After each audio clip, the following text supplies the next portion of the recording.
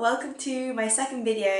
Today I think I'm going to talk about emotional eating, eating sugary foods and portion size, because those are three things that I really struggle with, especially being a health fitness freak, going to the gym. You don't really want to be doing a workout and then having all those other things spoil all the hard work you've put in. One of the main things I struggle with is my portion size. Now, I'm used to eating like big portions, and the only way that I really felt satisfied was when I was really, really full, to the point where I was bloated. And it was comfortable because I was full, but it was really uncomfortable because there was just too much in my stomach. And I've kind of, basically, I really wanted to find a way to stop that. Well, the obvious way is cut down your portion sizes, but when you're used to eating so much, it's really, really difficult to cut down your portion sizes because it seems just like so small. So I've kind of been using one main thing. Well, there's actually three things I want to talk about. One's kind of like a physical thing, which is in the form of an app.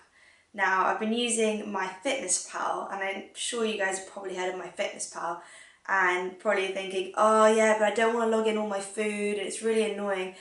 It is annoying, but it really stops you overeating, and also it stops me grabbing the sugary foods because I have to physically type it into the phone. So when I finished a meal, well, in the past, I've kind of, alright, I'm going to go to the fridge and I'm going to take a spoon of ice cream. Now when I finish a meal, because I have to log that in, it kind of stops me from doing that, which is actually quite good because you can physically see it, whereas before I used to go have some chocolate and then I just used to be like, oh, I'll forget about it, push it under the rug. This is like physically there in front of me to see, like, oh, you've had chocolate, you've had ice cream, you've had this, you've had that. So you kind of actually, because sometimes you eat things in the day and then later on you forget, and a lot of people are like, oh, I'm not losing weight, my body's not changing, but they do these little things without realising, and I find that my Fitness Pal is like a really good way to kind of stop you grabbing those snacks, chocolates, ice cream, whatever it is you like to indulge in.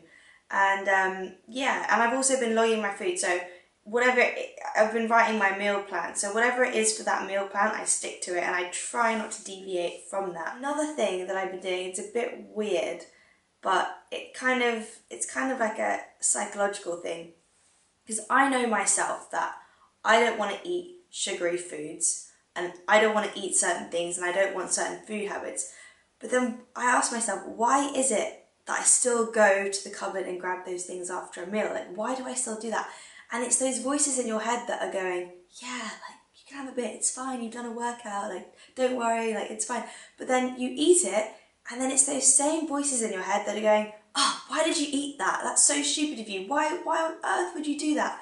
So basically, I've kind of use those voices and kind of made them into like a real person. So it's kind of like naming your unconscious. So I've called her Cruella. So Cruella, obviously from the 101 Dalmatians, you guys probably remember, is like this evil lady. So this is like the evil voices in my head going, yeah, you can have it, you can have it. And I know for me, if somebody tells me, is like trying to like force me to do something when I don't want to, it's really off-putting. So whenever I'm going to grab a chocolate, or whenever I feel like I want to grab something sugary, I think of Cruella in my head saying, yeah, go eat it. But it's just like, no, wait a minute. I don't actually want that piece of food, so I'm not going to have it, and you can't stop me.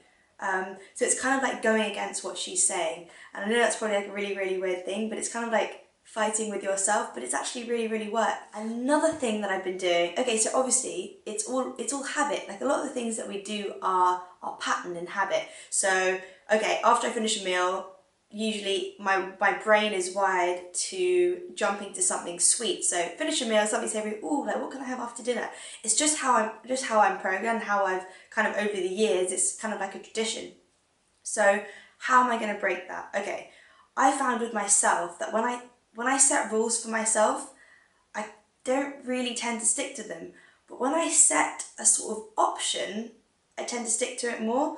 I'm going to switch the subject a tiny bit to the gym. So some days when I don't feel like going to the gym, what I say to myself is, okay, Anika, put your trainers on, go to the gym, go there for 5 minutes. If after 5 minutes of being in the gym you really, really can't bear it and don't want to be there, then you can go home. That's fine. And I guarantee you, I mean, every single time I've done this, I've never come home. I've always done my workout, felt amazing afterwards, and it's just kind of that thing in your head that's like, if you really, really like it, you can go home. Like, it's your choice, you can go home if you want to, but just get there. That's all you need to do. And there's not really much effort in going and actually setting your feet in the gym. There's not much effort there. So I kind of started to apply that with my food. So at the end of a meal, when I really, really want some chocolate, or yeah, something sweet, because that's what we're talking about, sweets and whatever.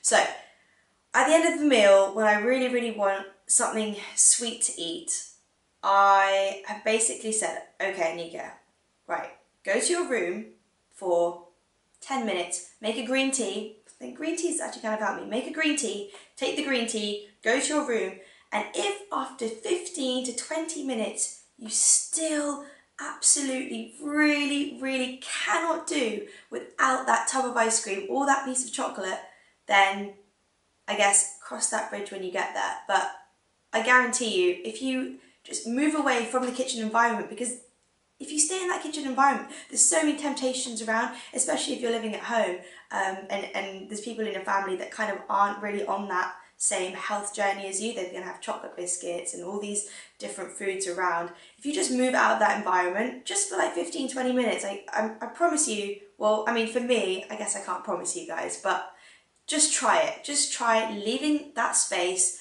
giving yourself the option of coming back. And I'm pretty sure that you won't. I'm pretty sure you won't, because I mean, I don't go back.